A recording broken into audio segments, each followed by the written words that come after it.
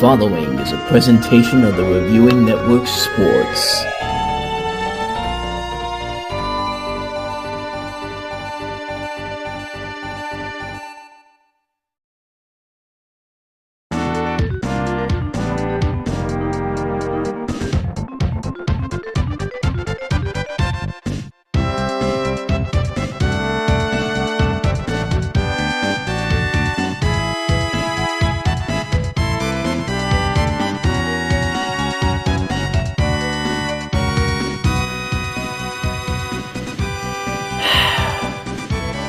Hello everybody and welcome to another episode of the NFL Network.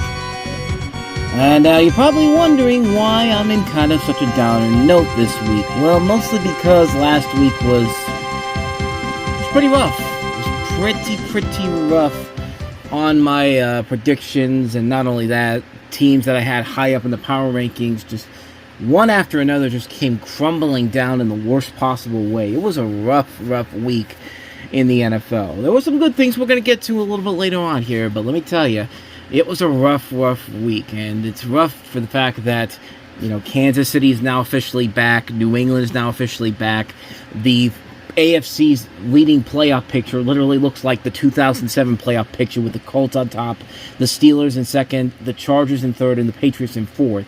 So yeah, crazy things are happening in the NFL, and I'm kind of bummed out with how my predictions went. And you're going to see in a little bit, there's a new change in the power rankings because most of the teams I had at the top, the Buffalo Bills, the Detroit Lions, the Washington Commanders, they all lost this week in most of them in embarrassing fashion. And we're going to get to all of that in a little bit here. But we're starting off this show with some news stories because there was two big coaching firings, not just in the NFL, but also in college football that are making headlines all across the world of the NFL right now. But let's start off with the NFL firing. And, it was really a tough race to find out who was going to be the first head coach fired. Mike McDaniel was probably considered by many as the front runner to possibly be fired after what he's done with Miami so far this season. You're not going to fire Kellen Moore or Aaron Glenn early on in their tenure. I mean, they're just starting off their careers, and, you still got to give them a chance to show them what they can do.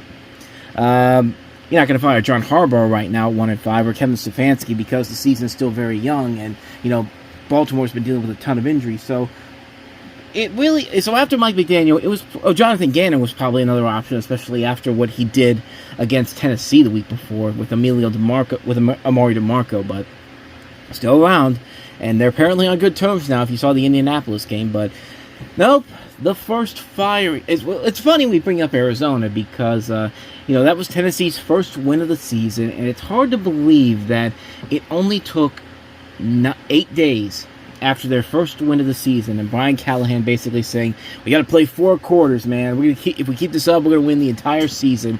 And then you get embarrassed by the Las Vegas Raiders. And the Tennessee Titans basically tell you, hey, guess what, Brian? You're fucking fired, man. I mean, I don't think they said it to him that way, but they probably just told him, yeah, we're going in a different direction, and that direction does not include you. Get the hell out of our office. You're done. Because, yes, ladies and gentlemen, we have our first head coaching firing in the National Football League in 2025, and the loser is, Brian Callahan. According to the story on ESPN, the Tennessee Titans fired Brian Callahan on Monday, just 6 games into his second season as the head coach. Callahan finishes with a 4-19 record. Oh my God! That's Hugh Jackson levels of bad when he was with the Cleveland Browns. I mean, that's how bad that record is, including 1-5 this season with Cam Ward, the first pick in the 2025 draft as the Titans starting quarterback. Now, senior offensive assistant Mike McCoy will take over as the interim head coach. McCoy was previously the head coach of the San Diego Chargers from 2013 to 2016. I actually thought he was also a Tennessee Titans head coach, too, I thought, not mistaken, but maybe I'm wrong on that. He did have a 27-37 record in the league, but he made the playoffs in his first season in 2013, so I guess there's that. But I find it kind of interesting that the big story that everyone's bringing up here is the fact that, everyone picks a quarterback number 1 overall in the last 4 times a quarterback's been taken. Take, for example, Trevor Lawrence in 2021 was selected by Urban Meyer when he was the head coach, and he got fired halfway through the season because, well, clearly he was not the right person to be coaching the Jacksonville Jaguars. 2 years later, Bryce Young was picked up by the Carolina Panthers when Frank Reich was the new head coach. Got fired halfway through the season.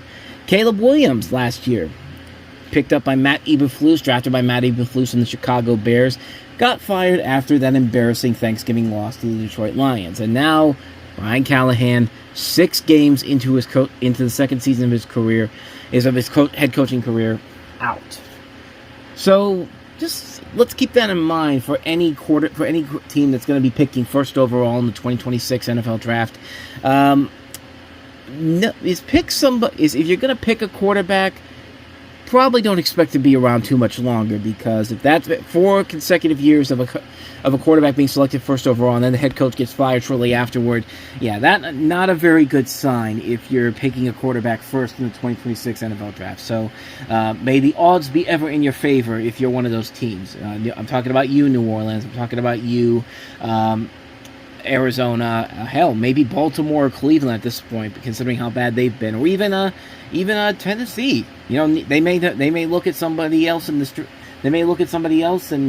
maybe they'll pick somebody else there overall.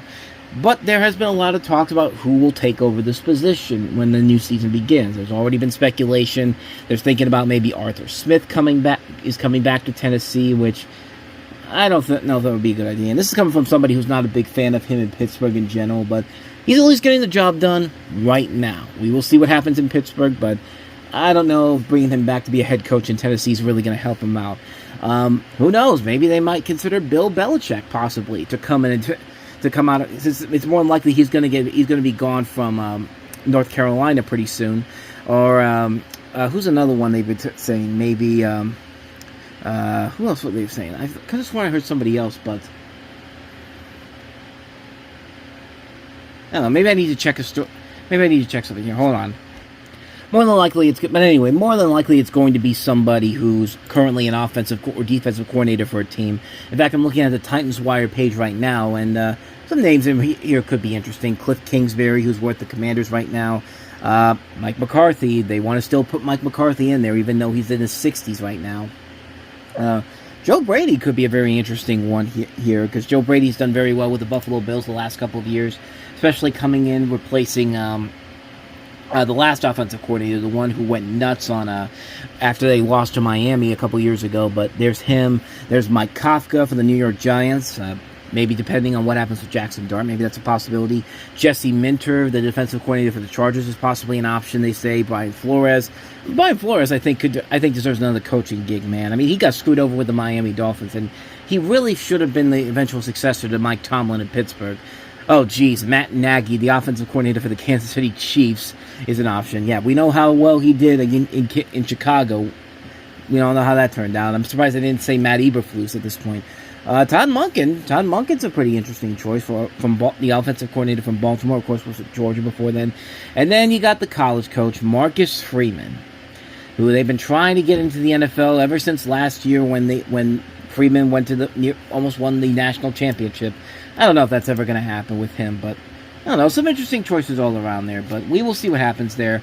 But Brian Callahan is officially out, and it's a coincidence when you really think about it that they did this just before they're about to bring back their former head coach in Mike Vrabel and his red-hot New England Patriots coming to town. So, I can't imagine why they would do this right now.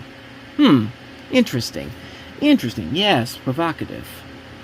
I don't know, but I just thought that was something to bring up here. So that's the first official head coach firing of 2025. Brian Callahan, you gone. So let's go ahead and talk about the firing that we all want to talk about, and that is in college football.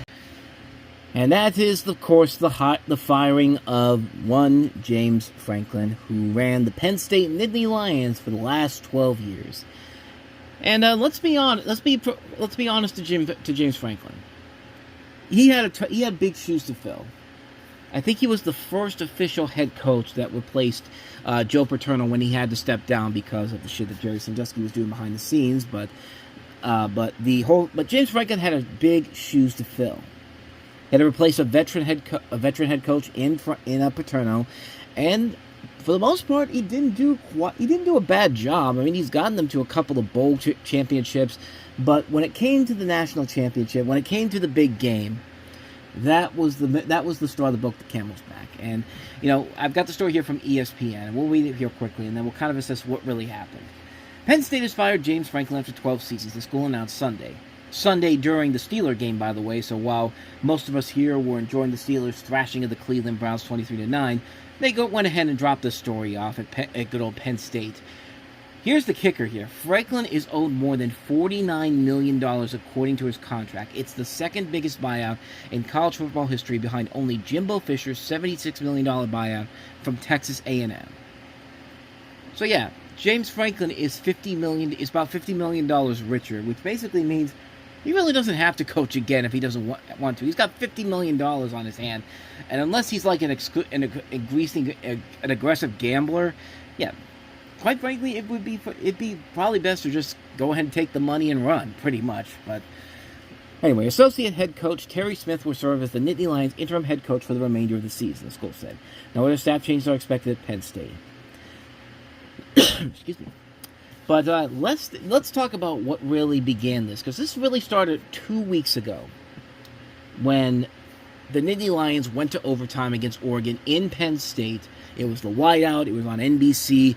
Everyone was excited for this big game. Everyone was excited to see Penn State take down Oregon and get back in the national championship contention, because they were in the college football playoff semifinals. They were one drive away from playing for the national championship against Ohio State, which they probably still would have lost that game. But, the moment everything changed was when Drew Aller threw that interception to the Oregon defender in second overtime, and it was game over at that point. That was strike one. Strike two came a week later when they traveled out to UCLA. Now, this is a UCLA team that had just fired its head coach and its offensive coordinator the week before because they were 0-4 at that point. They had not won a single game. They brought in somebody who is a young offensive coordinator. This was a team that had nothing really going for them. They weren't going to have there was one likely chance they weren't going to have a bowl game. They weren't going to make it to be even bowl eligible. This looked like a team that was dead in the water. This should have been an easy win for Penn State, but did they go in and win? No. UCLA mopped the floor with them. A team that had not won a single game up to that point, had looked terrible at that point, and somehow, someway mopped the floor with Penn State and completely knocked them out of the top 25 altogether. That was strike two. Strike three came this past Saturday when, they got back to Penn State and thinking, okay, we've been down on our luck the last couple of games, but you know what? We're back at home. We're playing Northwestern, for God's sakes. Northwestern's not even a team that's ranked right now. Nothing can possibly go wrong. Drew Aller goes down and gets injured for the season. His season's pretty much over, and at that point, you could just tell that James Franklin knew. As soon as they got that first down, when they had no timeouts left, it was over for him. Like it literally felt like you can literally tell when he was looking at his face, when you were watching that game, you could just tell that he knew this is over. And, of course, Northwestern beat them 22-21. And then the following day, of course, James Franklin was gone. And not only that, they lost out on a lot of several recruits that they brought in there, which we'll touch on that in just a second here. But back to the article here. With the two losses, Penn State became the first team since the FBS and FCS split in 1978 to lose consecutive games while favored by 20 or more points in each game, according to ESPN's research. As it says here, in Saturday's defeat to the Wildcats, the Nittany Lions committed 6 penalties and 71 yards in the first half alone. They simply could never get out of their own way, and that was before Drew Aller suffered a season-ending injury in the fourth quarter. So yeah, this was something that was a really not surprising whatsoever. But the biggest thing with James Franklin overall was simply the fact that he sucked in the big games. I mean, when it came to games involving an AP-ranked team or a top 10 team, he was always losing these games. Like, versus AP-ranked teams, 29 losses. As AP top 10 teams, 19 losses. Versus AP top 10 teams, 21 losses. AP top 10 matchups, 12 losses. yeah, this is a pretty big deal, and there's so many caveats to this story altogether. Let's talk about the after effect of this, because as soon as James Franklin got fired, the recruits for Penn State started dropping too. Like there was a whole thing where as soon as Franklin got fired, a lot of recruits started jumping ship, and I've got some of these ones here that I'll just run down for them. Like they had people like some of the big ones. One of the big ones was Kerman Spell, who was a 5-star running back for the 2027 class, who pulled his commitment once Franklin was fired. And then there was Leighton Von Brandt, who was another recruit that was a 5-star offensive lineman. He dropped out. Jackson Ford, a defensive lineman for next year, he's gone. This is only a couple of them, and there's certainly going to be a lot more. Let me go ahead and see if I can find. In fact, I believe they lost their entire recruiting class as a whole, because not only did Spell and Von Brandt leave, 4-star defender Gabriel Jenkins decommissioned from the Nittany Lions as well. So yeah, a lot, and you had Khalil Taylor decommissioning too. So they lost their entire 2027 class because of this whole situation with Penn State and letting go of James Franklin. That's how big this was. So was it really the losses that really did it? Well, some might say another thing actually came into play here, because there might have been a bigger company involved with this that was involved with this. Which I've got the story here from I believe Larry Brown Sports has a story right here. Let me see if this should be good enough.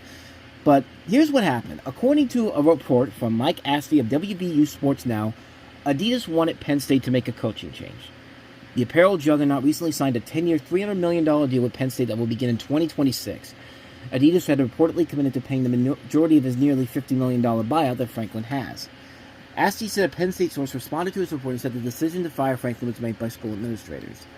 When they always say that, they always say it's not what it is. That more than likely means that this is probably a true story, but they're covering up because nobody really needs to know about this. Because if they do, it makes us look like we're the bad people. Just like, which it says here, Adidas paid a massive sum of money to secure an apparel deal with Penn State, which is currently with Nike. It would hardly be a surprise if the company had some influence over the Franklin decision. So, yeah, this is a pretty interesting little caveat that was thrown into play here with this. And quite honestly, it wouldn't surprise me at all if this was something that actually happened. And of course, Penn State's going to be like, "Oh, this is not true at all," which basically means that 9 times out of 10, it's more than likely absolutely what happened. So, yeah, I wouldn't be shocked at all if it was a mix between Adidas getting involved and Penn State just realizing that everyone's sick and tired of hearing them talking about never win the big games, and then it's probably a mixture of both. It's both Penn State and it's both Adidas probably at the same time, but this had to happen. James Franklin had to go. I mean, he was really he was not that great of a coach for Penn State overall. And, like I said, he couldn't win the big games. And after a certain point, if you can't win the big games, you gotta go, man. You're the problem right now. So, and the ramifications of this may not be done just yet, because there are now reports that Ohio State-Penn State Fox matchup at the Big Noon Kickoff might not be a Big Noon Kickoff anymore. So Fox is looking at this and going like, we don't want anything involved with this. If Penn State's not going to be any good, so Penn State's going to be very interesting to watch over the next couple of months, to say the least, because more than likely they're not getting anywhere close to the playoffs. Quite frankly, at the very least, I probably would say they might make it to 6 wins to be bowl eligible. But at that point, who really wants to do that at that point? But I don't know. Just a very, very interesting situation to happen at Penn State. James Franklin's gone, and meanwhile, for me, the Pitt fan is basically looking at this and going like, I got my cigar like Jerry Seinfeld in that episode of Seinfeld where Elaine's giving him money. He's just giving the evil laugh. like if you're a Pitt fan, you're loving the hell out of this. I mean, you could say that, oh, I feel so bad with them, but deep inside you're just like, okay. But that's what's happening right now with that. So, and like I said, this is not going to be the last time we hear about coaching firings, whether it's in college football or the NFL, but we have the first 2 big ones right here. So, with all of that said, let us go ahead and get to what we usually start with the show off here with, and we're already, 20 minutes into it now. It's the power rankings, so let's go ahead and take a look. And as you can see, there is a lot of change once again. Once again, a new number 1 team which I'm very happy to report I'm not the only one that thinks this about this team. I've been seeing a lot of power rankings with them at the top of this list, but we'll touch on that in just a second here. But the top 5 overall, I have the Los Angeles Rams at number 5. I mean, you had to come back from that tough Thursday night loss to a banged-up 49ers team that somehow beat you. I mean, you beat a banged-up Ravens team, but at least you didn't do the same thing you did to the Ravens that you did against the 49ers. And that's why I kind of gave you the edge here. Plus, they did it without Puka Nacua from half of the game. Puka Nacua got injured. He tried to come back in the game, but they held him off. And I don't know if he's going to be playing again with that injury that he has. Maybe there's a possibility he comes into play there, but that's a big piece of that offense. And yet they were still able to find a win in that game against Baltimore, which was very tough to do. But, Baltimore, where they're at right now with all the injuries, maybe it's not that big of a surprise, but I don't know. I put them up there at number 5. There was not really a whole lot of choices for the other teams in this list in general because of how the week played out. But on number 4, the New England Patriots have now won 3 in a row, and yes, ladies and gentlemen, New England is officially back. Yay! They are now at the top of the AFC East because Buffalo keeps shitting on themselves. But New England is taking more than enough advantages over Buffalo to put together some very convincing wins and proving that the Mike Vrabel-Drake May connection may have been the thing that they needed all along. I mean, Drake May had a near-perfect game against New Orleans. I think he did have a perfect game at a 158.3 passer rating. But, it was a big game It was a big day for New England. The offense is coming together nicely. Granted, it was against the New Orleans Saints. It's not really a grand team overall, but they're getting better as the season goes along here, and they've got an easy schedule going forward because, of course, this week they got the Titans. But so that's why I got them at number 4. Number 3, the most surprising team that made it all the way back up here, once again, the New York Football Giants, and this was probably the most impressive win of the week, honestly, because you go into this game, you're in prime time, you haven't won against an a divisional opponent in prime time in, I think it was like 10 out of 12, it was like 10 years. I think the last time they did it was 2016 against Dallas, if I'm not mistaken. I could be wrong on that, don't quote me on that, but you go in there with Jackson Dart, who easily is looking like a better quarterback than Russell Wilson ever did. But Jackson Dart really did a good job of you could just tell with Jackson Dart in there, this Giants team just comes together, not just offensively, but defensively as well. I mean, defensively, the team looked a lot better. They went in there against the world champs and mopped the floor with them big time. This was a game that Philadelphia should have easily won, but I really do think that there is a lot of problems right now with the Eagles that are slowly but surely coming together here. And the fact that they were one of the last teams to lose, there was a thing last week that said that the Bills and Eagles might be cursed because they were the last 2 teams to lose lose after being undefeated for so long. I mean, there's a lot of teams on that list: the 2020 Steelers, the 2021 Cardinals, the 2022 Eagles, the 2023 Eagles. A lot of those teams on there they had these curses that happened to them where they just completely fell apart in the second half of the season, and it's starting to show with Philadelphia as a whole. But the New York Giants, again, just the way that this team moves differently once Jackson Dart is in there. I mean, you saw it when Jackson Dart went down, and Russell Wilson came in there. Like, you would have almost felt like there was a mob that was going to break out. And as soon as that happened, Brian Dable basically just said, fuck the rules, I'm going into the tent to make sure my quarterback's okay, because we need Jackson Dart out here, or they're going to kill us. And him and Cam Scatterby, and they might lose a draft pick over that, or get penalized big time for that. But, you see what happens now when you have a guy like Jackson Dart in there. He is the most impressive rookie thing about the New York Giants right now. Him and Cam Scatterby are a dominant force right now. If they could continue this up, they have a chance to potentially sneak in and possibly get a playoff spot out of this if they keep this up here. But it's still a long season. They still are missing key pieces. Malik Neighbors, of course, is out for the season. So these are big pieces that are missing here. But they were the only team in their division this week to win a game. Philadelphia lost.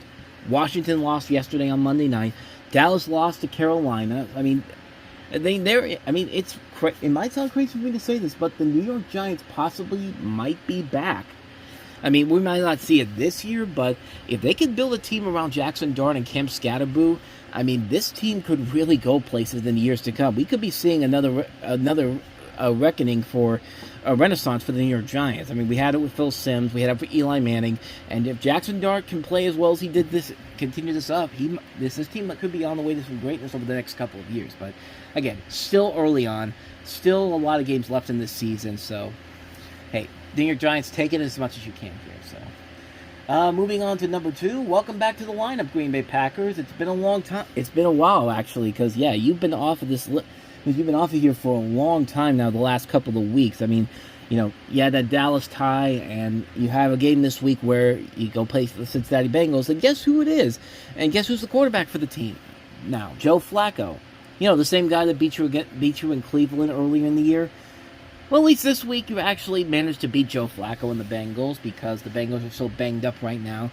And even with Joe Flacco doing the best he can to try to pull off a win here, Green Bay got the win they needed. They got back on track. They are back up to where they need to be. And it was a very convincing win for the Green Bay Packers as a whole. They really did a good job of keeping up with Cincinnati overall. And that's why I put them at number 2 on this list. Now, number 1, a new number 1 this week. This is probably the one team right now that is probably the most ready to potentially go for a Super Bowl because, I mean, just right now, in the way things are at right now, the Tampa Bay Buccaneers, who are now 5-1, which is crazy to think about, but then again, the Colts are 5-1 right now, and it's crazy to think about what their situation is, but at least the Colts have an easier schedule than the Tampa Bay Buccaneers did. I mean, Tampa Bay had a tough start to has had a more competitive schedule, if you will, but this was the game where the 49ers, as banged up as they were on Thursday night, just really couldn't compete overall, especially with the injuries that they have right now. And Tampa Bay's got a ton of injuries too. They lost a lot of their wide receiver talents. They lost their running backs. They lost their 2 offensive guards. I mean, this is a team that's banged up right now, and yet Baker Mayfield somehow, someway kept this team afloat, and this team really does feel like it's ready to compete for the Super Bowl right now. If the season were to end, this is a team that I would not want to face if I'm playing them in the postseason because they are just that good right now. They are hanging on tough with everybody else in the league right now, and like I said, if the season were to end right now, this would be the team I would be most afraid to face. But like I said, it's still very early on in the season, so we don't know how much longer this will last here. But Tampa Bay right now is in a good place, but the rest of the division is not too far behind them, with Carolina and Atlanta winning games this week. The worst division over the last couple of years might have just gotten a lot more interesting than a lot of people were expecting. So take that for what you will. So there you go. That's the power rankings for this week. So with all that said, let's get to the Week 7 predictions. Week 6 was pretty bad. 7-15, which, technically doesn't sound that bad considering that the lowest one before that was 8-14 and an 8-16, but 7-15 is still 46%. That's another. I mean, most of my results right now have all been. If this was a class, they'd all be Fs, and this is F minus. I mean, that's how bad this is. I think that my only real week that I did very well was week 4, was 13-16, and even that one I cheated because I had a tie go as count as a win. So technically, I wasn't even that far. I just barely passed with a B minus at that point, but 7-15 is not very good, and I just knew that the second the Giants lost, and the second the Giants won, and the Broncos won, which I picked against the Eagles and Jets, and then Steelers, I picked the Browns to win that one. I just knew, okay, this is gonna be awful, and then the Monday night was the killer when I had Buffalo. I selected Buffalo and I selected Washington, and guess what? They both lost. Because Monday was already a bad day as it is, so the universe basically just said, "Oh, you thought that was bad? Take this with your predictions." Boom, boom. That is currently where we're at right now with the predictions on the overall so far. Yeah, this has not been a very good start to the year for me, and I don't know if it's going to get any better, but we will try to make it better this week as we look at week number 7. And of course, we begin with Thursday Night Football and yet another divisional matchup. I should mention that two teams are on a bye this week, the Baltimore Ravens and the Buffalo Bills, so we will not see both of them this week. But, so yeah, that's why they won't be on there. But we're going to start off with the Thursday Night Football game. We've got the Cincinnati Bengals hosting the Pittsburgh Steelers. Of course, the story with the Bengals right now is that Joe Flacco is now the quarterback under center, and like I said, he didn't do too bad against Green Bay. I mean, slowly but surely, he was finding his way with Jamar Chase and T. Higgins and the offense in general. The Bengals overall gave it an effort against Green Bay, but in the end, Packers were just needing a win so badly that they had to get that monkey off their back after the Cowboys tie. I mean. And they got the revenge against Joe Flacco, of course, who beat them with the Browns earlier this year. So they're good right now. The Bengals, I mean, it's still an iffy place right now, but they're still not dead just yet. I'll just say that. They're going to be taking on the Pittsburgh Steelers, who really have had smooth sailing up to this point. They're 4-1. It's their best record since 2020, which doesn't really say a whole lot because of how that ended. But they've been looking pretty solid overall. There's been times when it's been iffy, but the defense has gotten a whole lot better in the last couple of weeks, and especially this week against the Cleveland Browns. I mean, that was a game I always keep thinking that one time I'm going to see the Browns beat the Steelers in the regular season in Pittsburgh, and I thought that was going to be it. Dylan Gabriel had a good week the week before in Minnesota, but Steelers prevailed and actually had probably their best overall game in a long time where, it wasn't a close game. It wasn't a game that was so close. It wasn't a close game. It was actually a comfortable lead for the most part. I mean, it was 23-9. I mean, it was probably their best overall game I've seen in a long time where I felt comfortable in the fact that this team's going to easily win this game overall. And I never felt like the Browns could come back in that game whatsoever. But now you face a tough battle with the Cincinnati Bengals, and it's a tough battle as it is going on the road to a divisional opponent. But there's so many other caveats in this game to keep a close ear on with this. One of the big things is that it's a Thursday night divisional game, and Cleveland and Cincinnati and has people that are not more likely not going to play. Trey Hendrickson's somebody that might not play this weekend on the defensive side of the ball. And so some of you might be thinking, well, this should be an easy win for the Steelers. I mean, why not? Yeah. Must I remind you about the Rams and the 49ers 2 weeks ago? You know how everyone thought the Rams were going to win that game so easily, and then the 49ers just mopped the floor with them? Yeah. Just want to point that back out there. But on top of that, let's be honest, the Steelers have not looked good on Thursday Night Football in the last couple of years. The most dominant performance on Thursday Night Football was 2018. The last time they had one was 2018 against Carolina when they put a 50-burger up on Cam Newton and the Panthers. I mean, that's how long it's been. It's been 7 years since they've had a good game on Thursday night. And it doesn't help when you watch those Thursday Night Football games, especially against divisional opponents, and all the attention is on the opponent they're facing.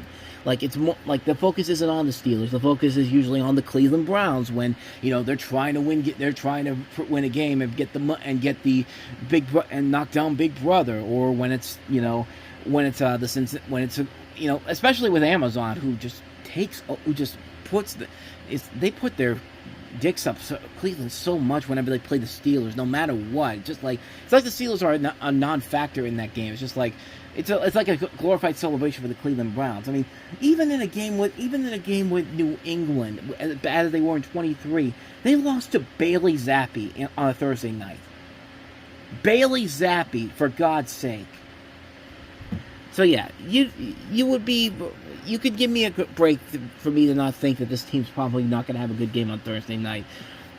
On the one hand, it's got a title now, the Icy Hot Bowl, because we are actually going to be seeing only the second oldest game between two quarterbacks who are over the age of 40. Aaron Rodgers, I think they said, was 41. Joe Flacco was 40. So combined, they're like 81 years old. And to put it this way, Al Michaels is 80 years old. He's going to be calling this game. It's going to be old man central here. That's why they gave him up with the title of the Icy Hot Bowl. I think it was Cam Hayward that actually called it the Icy Hot Bowl.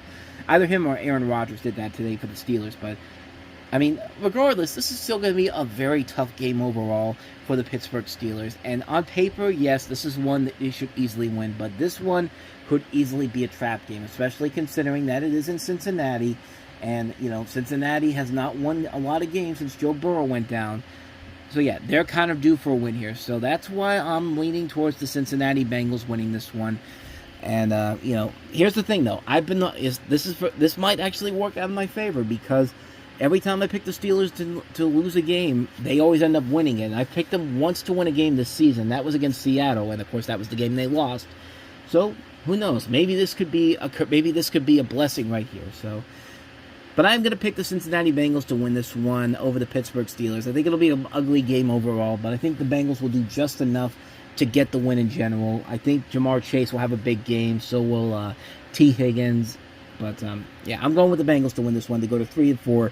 Steelers to drop to 4-2. And like I said, I don't think everyone's getting ready to crown the AFC North to the Steelers.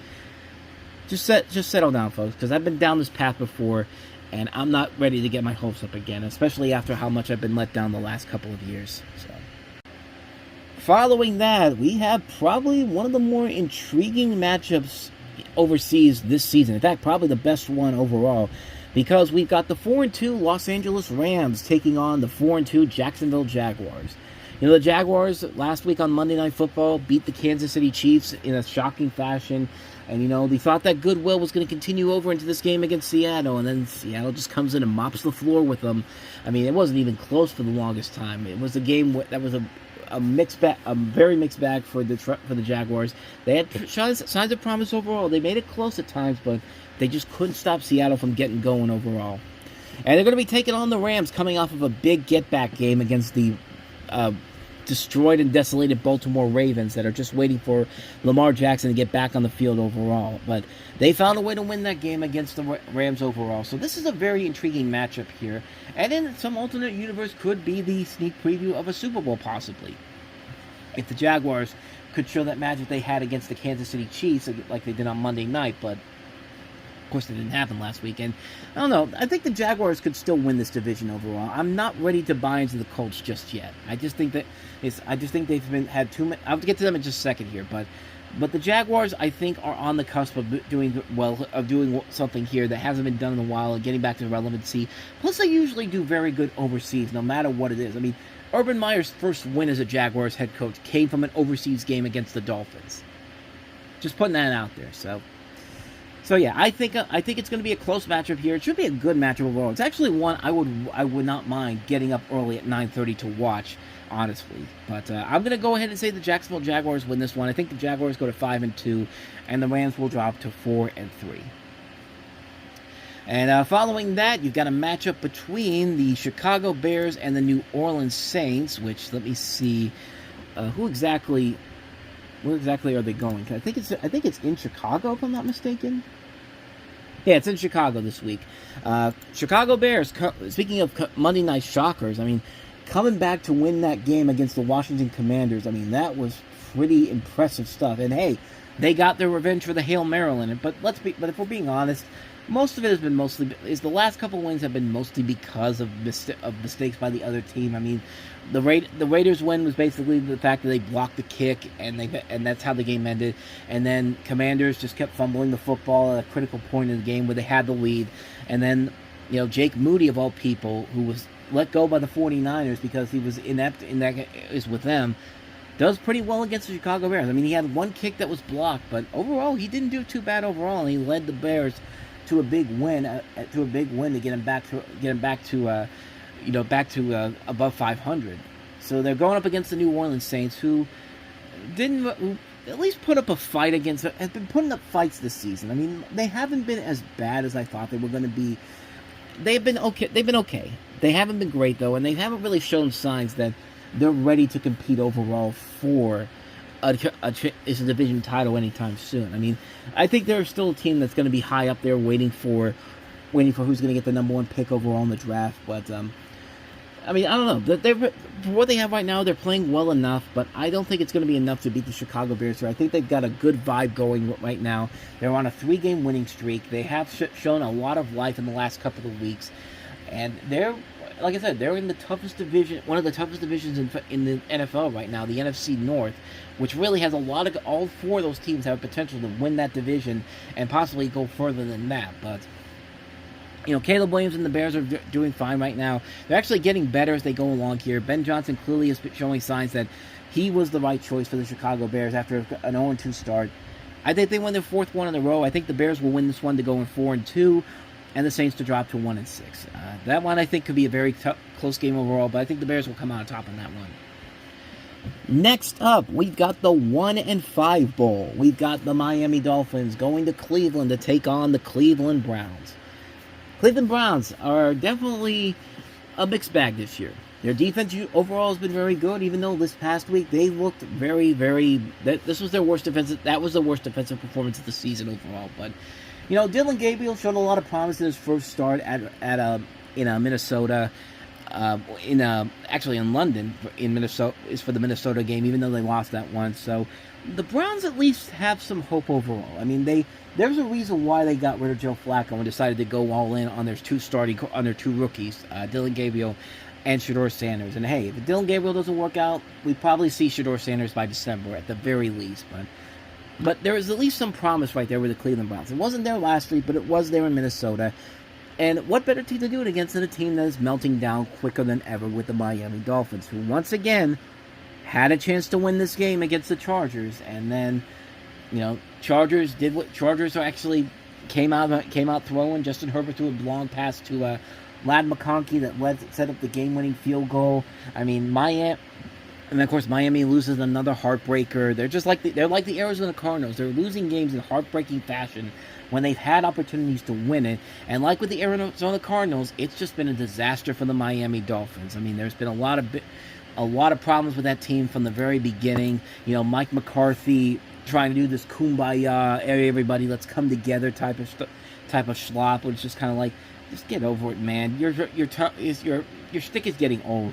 And then you got people upset at Tua Tagovailoa because of what he said about the Miami Dolphins as a whole. And let's just be honest with ourselves here. He's telling the obvious truth here, because the Miami Dolphins are not a very good... have been absolutely terrible when Tua Tagovailoa has not been on that field. So all this criticism about Tua saying, he shouldn't have come out and said that. No, he should have come out and said that, because he was telling everybody the truth about what the hell is going on with his football team. They're terrible right now. I mean, they'd be much more terrible if Tua wasn't there right now. So yeah, I actually feel for Tua on this one here. I agree with what Tua's been saying in this case here. I might be the only one that thinks that, but I'm sorry, this Dolphins team is a disaster right now, and it's not just because of Tua. It goes all the way up to the head coaching. Like, Mike McDaniel's stick is getting old really fast, and I think a win for the Cleveland Browns this week would do wonders of getting Mike McDaniel fired and letting the Dolphins start from scratch again. Because, in terms of two teams that are 1-5 right now, the one that's at least sturdier and has somewhat of a bright future ahead of them is the Cleveland Browns, and this is coming from somebody from their own division that's saying this. But I think the Cleveland Browns get the win in this one. I have the Browns going 2-4, and the Dolphins to drop to 1-6. And when that happens, don't be surprised if Mike McDaniel's career as the Dolphins head coach is over. Following that, we've got the Mike Vrabel Bowl as the Tennessee Titans take on the New England Patriots. The Tennessee Titans had an opportunity to prove that the Arizona Cardinals game wasn't just a fluke, and this was clearly a team that's on its way to finding some relevancy, but then they lay an egg against one of the worst teams in the NFL, in the Las Vegas Raiders, which we'll get to them in just a second because they're the next team up on this list. But, Titans just somehow gave the Raiders a win. And the Raiders didn't win mostly is because they were a great team overall. They just won because they were facing such a fucking horrible team, which led to Brian Callahan's eventual firing. And coincidentally, just in time to see their former head coach, Mike Vrabel, and his New England Patriots, who are red hot right now. We talked about them in power rankings. They've won 3 straight, and it's looking like they're going to win 4 straight here, because nothing would make Mike Vrabel probably happier than going into his former team and laying a major win over his former team for just how they treated him, how they got rid of him, even though he was the least of the Tennessee Titans' problems overall in that 23 season. I mean, the Tennessee Titans have just been a terrible team the last couple of years, and they at least have some promise with Cam Ward there. They just got to get him a good coach behind him. Brian Callahan was just not the answer. Just making so many bad plays overall. I don't know how good Mike McCoy's going to do. Probably it will be better than what we've seen the last couple of weeks, but I just don't think it's going to be enough to face a hungry Mike Vrabel who wants to take down his former team so easily. So I'm going to go ahead and take the New England Patriots, right, to win this game. I don't think there's any reason to believe that Tennessee... I thought I heard something behind me, but no. I don't think there's any reason to believe Tennessee will come out and win this game here. I think they'll make it much closer than it has to be, and probably more like the overtime game we saw last year, but I'm going to go ahead and give the Patriots the win in this one. Give me the Patriots to go to 5-2 and the Tennessee Titans to drop to 1-6. Speaking of the Raiders, the Las Vegas Raiders head out to Arrowhead to take on the Kansas City Chiefs. And ladies and gentlemen, boys and girls, the Kansas City Chiefs are back. I mean, Sunday night they mopped the floor with the Lions. They crushed them. They didn't give them a chance whatsoever. I mean, the refs are helping out the Chiefs again. Everyone thought that, it's finally over for the refs giving the Chiefs free passes. But nope. Not a single penalty against the Chiefs, which is only the second time that's ever happened in 50 years. Think about that. A team like think about that for a second. The Chiefs got no penalties in this game. Yeah, the Chiefs are back. We all know it was going to happen eventually. And it's only a matter of time before they eventually make their way back up to the top of the AFC West. You know, the Chargers right now are holding it strong right now, but they're going to find a way to blow it pretty soon. Them and the Broncos, so do not be surprised at all if by the end of this month the Chiefs are back at the top of the AFC West. And, all is right with the world, as some people might say. But they take on the Raiders, who, like I said, really did not deserve that win against Tennessee last week. I mean, they got lucky with the win that they had there. I mean, Geno Smith was still throwing interceptions.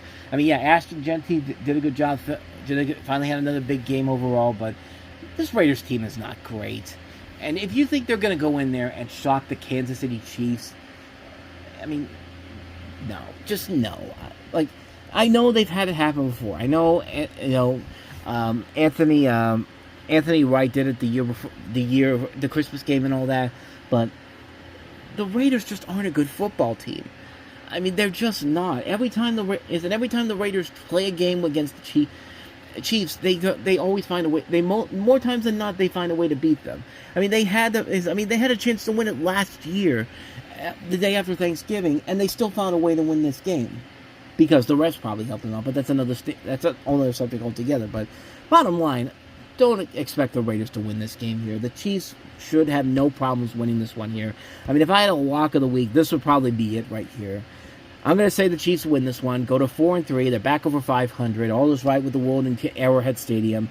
And the Las Vegas Raiders drop to 2-5. And the reality of them being one of the worst teams in football continues to play on that. So, following that, you've got the Philadelphia Eagles coming off of that devastating loss to the New York Giants on Thursday Night Football to take on the Minnesota Vikings, coming off of their bye week after 2 London games. One they lost, one they won. And still not sure whether or not we're going to see J.J. McCarthy in this one here. I mean, there's a possibility he could play this weekend.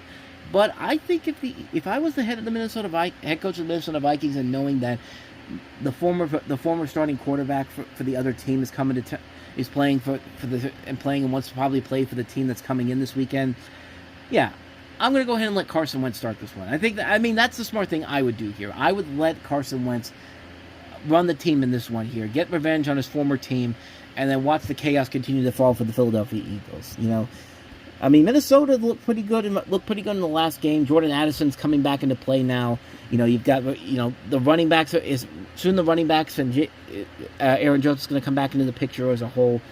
I think Minnesota should easily win this game here, whether it's going to be Carson Wentz or J.J. McCarthy. I think this will be a game that the Vikings should easily win. They've been pretty good at U.S. Bank Stadium at home when they play most of these teams. So I mean, it could be a close game overall. I think Philadelphia is going to do everything they can to try to get this train back on track here, but Minnesota, I think, is just going to have too much for the Eagles to face with here. So I'm going to go ahead and take the Vikings to win this one, to move up to 4-2, and the Eagles to drop to 4-3, losing their third straight in a row.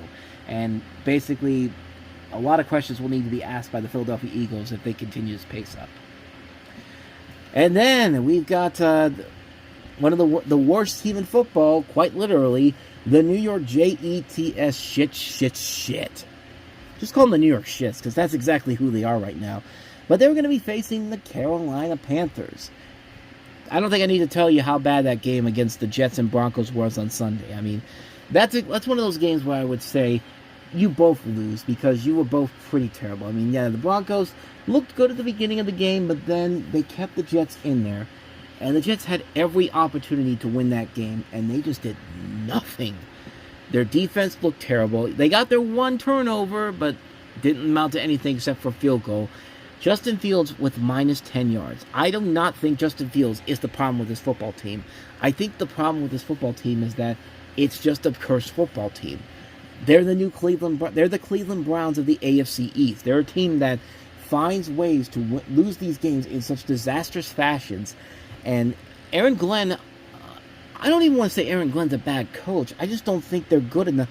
I just don't think that he really cares about putting a winning culture here. He's just looking at how bad this team has been. I think he's more happy about the prospects of getting the number one pick in next year's draft than actually trying to compete this season. I mean, it just really shows that this guy doesn't look like he's really ready to bring the culture back around in this place here in general. And I picked the Jets the last couple of times. I thought maybe the Jets could get a win against Denver because it's neutral field. But I have a new slogan for them. NPTJFTLOG. Never pick the Jets again for the love of God. I probably should have added an A between the J and the G, but you get the idea here. I'm never picking the Jets again to win because they're just that terrible right now. And it doesn't help they're going to be facing a red-hot Carolina Panthers team who has won 3 of their last 4 games. And the last 2 games in particular, their biggest star was not just Bryce Young, but Rico Dowdle, who has over 400 total yards, both running and receiving yards. And, mopping the floor with the Dallas Cowboys the way that nobody really expected them to do. I mean, the Cowboys the Cowboys' offenses look good, but their defense is so terrible. And I can't imagine why that is. But, Carolina took full advantage of it, and the Panthers honestly just look like a team that is finally finding its way. After so many years of bad luck with this football team, they're building something here, and I think they can give the Tampa Bay Buccaneers a run for their money in that division. I think it's going to be a much closer division this year for those teams that are still very much in contention there than we've had for the last couple of years. I think Carolina can go into this game and win it. I know they've not been very good on the road this season, but I mean, if you can't give the Jets their first win of the season. You just can't do that at this point. So I'm going to give the benefit of the doubt. I might extremely regret this decision, but I'm giving the Carolina Panthers the win to go to 4-3. The Jets continue to stay winless at 0-7. Following that, you've got probably a more intriguing matchup than we ever expected it to be when they first announced it, but we've got the New York Giants going out to Denver to take on the Broncos. Broncos have been on a nice 2-game winning streak. They knocked down the world champs 2 Sundays ago, and then this past Sunday they barely eked out a win with the Jets, mostly because their defense came through and the Jets were just fucking terrible. But they're 4-3 right now. They're 3-3 right now. They're looking pretty good right now as a whole. They're 4-2 right now. Excuse me. Gotta give you a spoiler for who I'm going with all of this, but they're 4-2 right now. They're right up there with the Chargers at the top of the division. And they're going to be facing a New York Giants team that is red hot right now. I mean, winning 2 of their last 3, showing that Jackson Dart overall has really been a major difference maker for this team. Him and Cam Scatterboo. This should be a very intriguing matchup as a whole. Usually, a matchup between these 2 teams are very good. I mean, you take a look at 98 and 2005 between these 2 teams. Very good matchups between these 2 football teams in those games. Especially with 98, when they took down the undefeated Denver Broncos in the near final weeks of the season. It turned out a really good game towards the end there. Same thing happened in 2005, when that's another year where the Broncos went to the AFC Championship game that year. But that was one of Eli Manning's big statement wins in his second year in the league.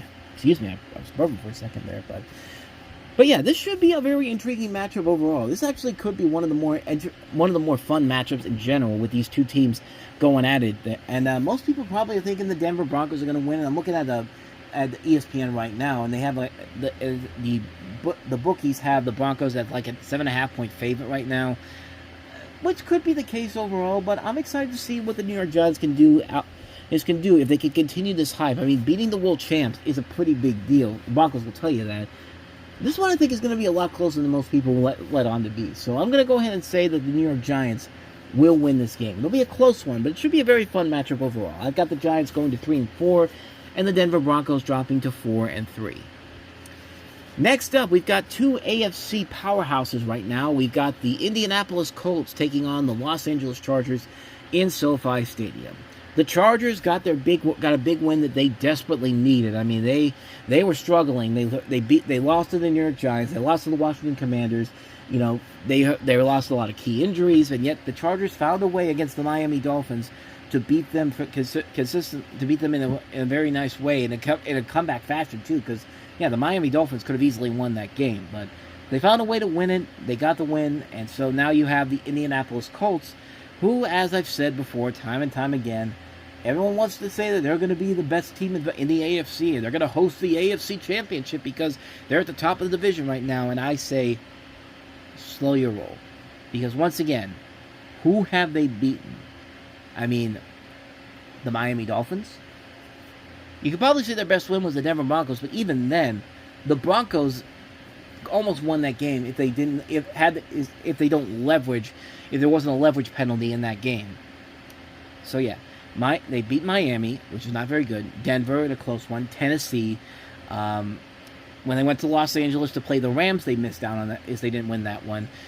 They beat the Raiders, and they beat the Cardinals. None of those teams are really that good. I mean, that's why I'm not ready to crown them as the best team in the AFC.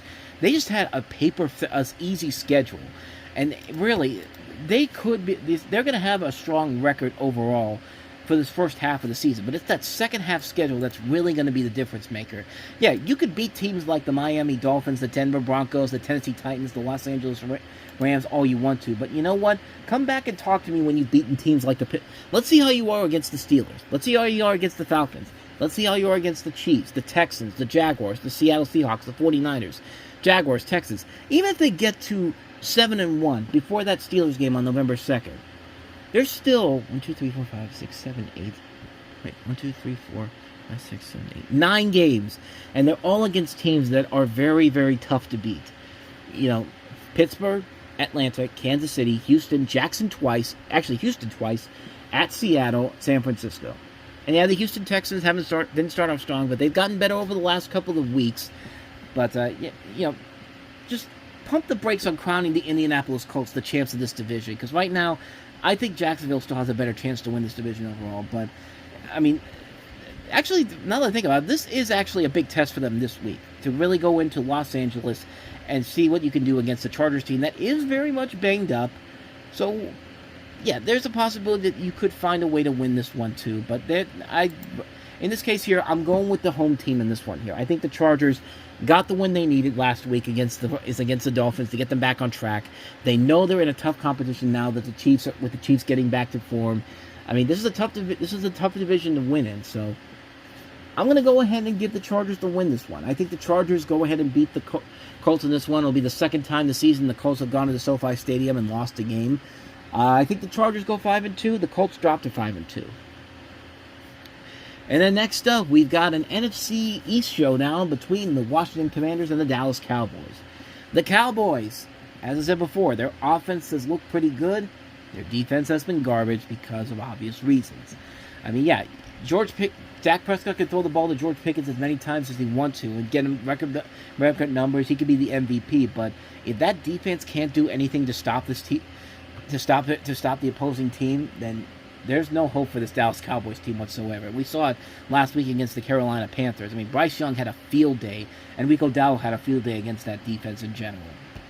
They're going to be taking on a Washington Commanders team which almost beat the Chicago Bears last night if it wasn't for bad weather and a bad snap and really a lot of fumbles last night. There was a lot of fumbles and interceptions by the Washington Commanders. I mean, a lot of turnovers. It was an ugly game for the Commanders overall. But I mean, hey, at least they look like the Commanders that we saw last year. They're just not getting as many wins as they were up to this point last year. But and of course, the Commanders mopped the. Actually, no, I'm taking that back. They actually lost to the Cowboys last year in Washington too. I just realized that, but. The Commanders go to Dallas to take on the Cowboys, and this could be a very close matchup. I mean, like I said, Dak Prescott on the offense is swinging right now, but the defense has just been terrible without Micah Parsons. And there's no proven that Jerry Jones will never admit to the fact that he made a big mistake here, because he never does. Washington is in a tough place right now. They need a good get-back game, and this is probably their best chance for a get-back game here. Take down a divisional opponent, get back on track, get back to where you once belong, and get that bad loss against the Chicago Bears behind you. I mean, that's why I'm taking the Commanders to win this one here. I think it'll be a close matchup overall. And yeah, it'll be a game where if the Cowboys win this one, it's got to be because their defense has to step up big time. Pretty much that. So I'm going to go ahead and take the Commanders to get back on track here, get a win to go to 4-3. Cowboys to drop to 2-4-1. And then the last of the late Sunday window, we've got the Green Bay Packers going to Arizona to take on the Cardinals. Last time we saw the Cardinals in Green Bay, last time the Green Bay Packers went to Arizona, Cardinals were undefeated in 2021. They were, I think it was they were like 7-0, or they were either 6-0 or 7-0. I think they actually were the last undefeated team that season. I think I said in 2021 it was I don't know. Maybe I did say it. I'm not entirely sure, but the Cardinals were undefeated at that point, and then on Thursday night, Green Bay comes to town. That was when Aaron Rodgers was there. And, of course, the rest is history. They beat the Cardinals, and, A.J. Green misses the ball, completely doesn't see the ball above him overall, and it gets picked off. Game's over. Cardinals fall off the cliff at that point.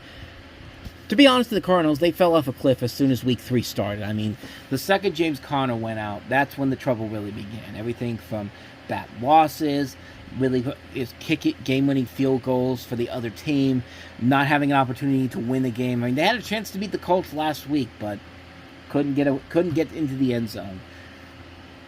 Yeah, the Cardinals are just in a bad shape right now. Kyler Murray's also injured too, but it's okay though. Jonathan Gannon and DeMarco it's all good on their front. They're good after what happened last week. Everything is right with the world, or so we think.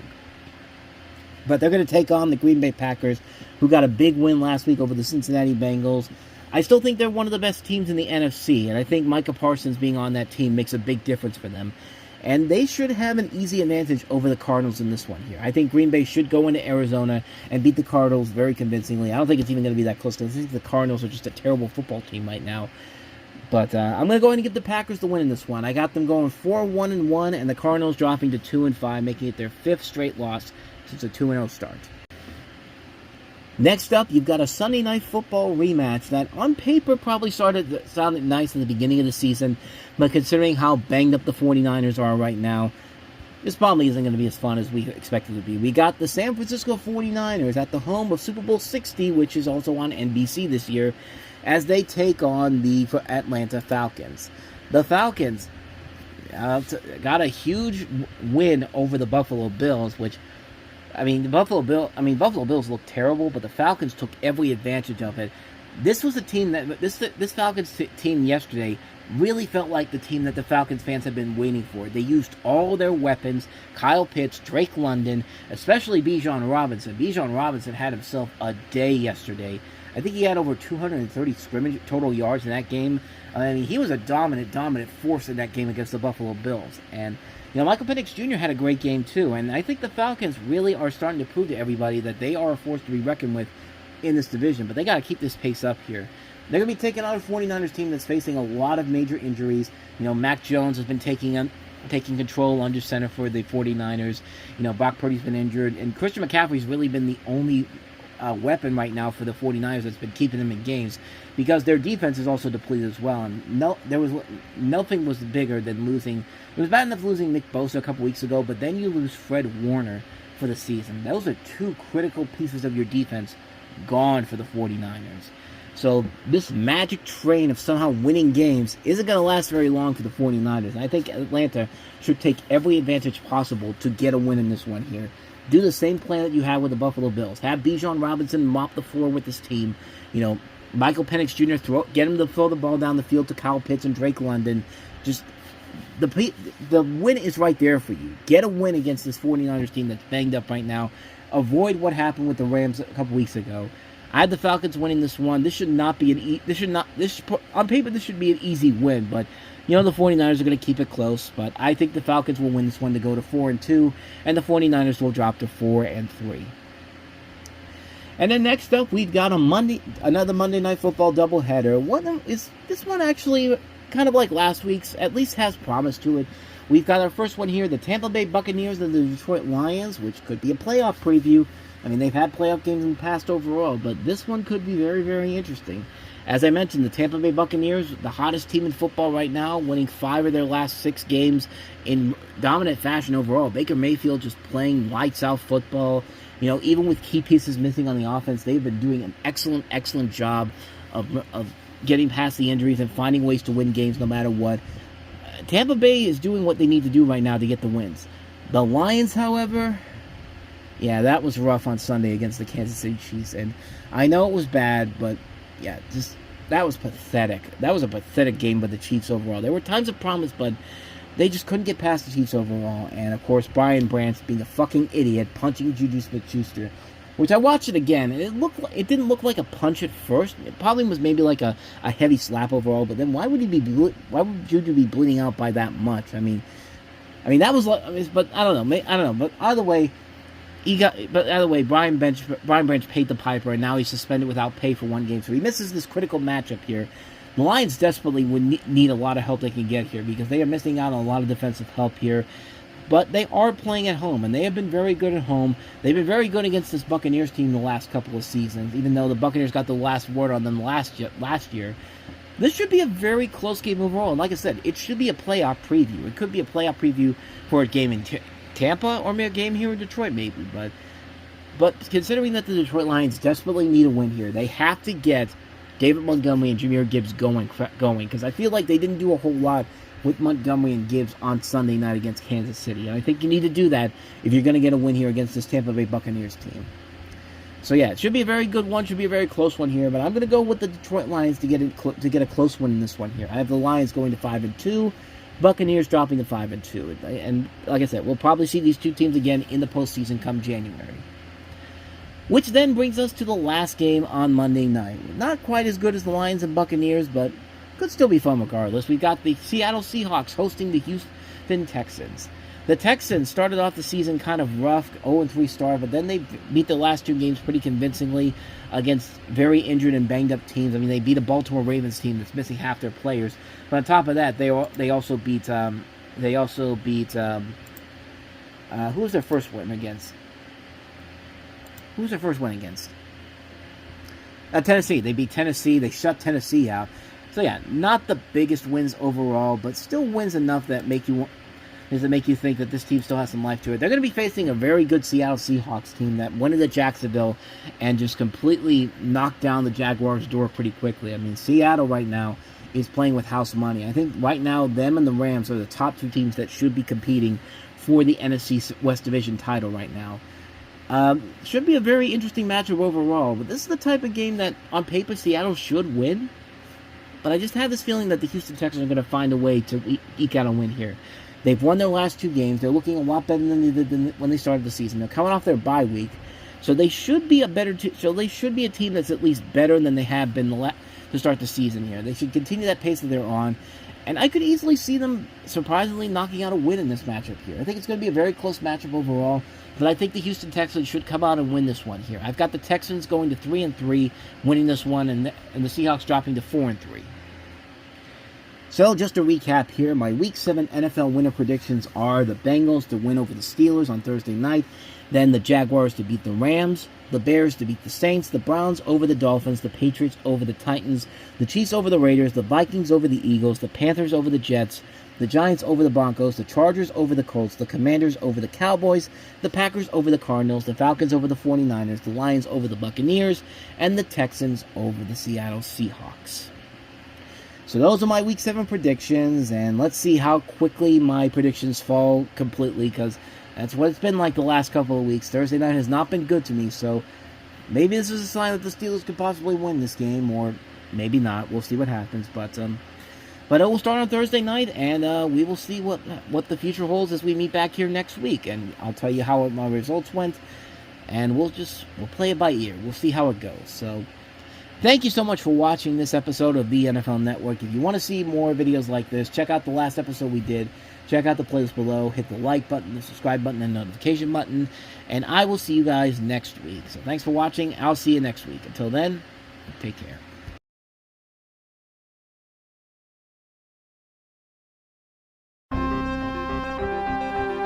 The following has been a presentation of the Reviewing Network Sports.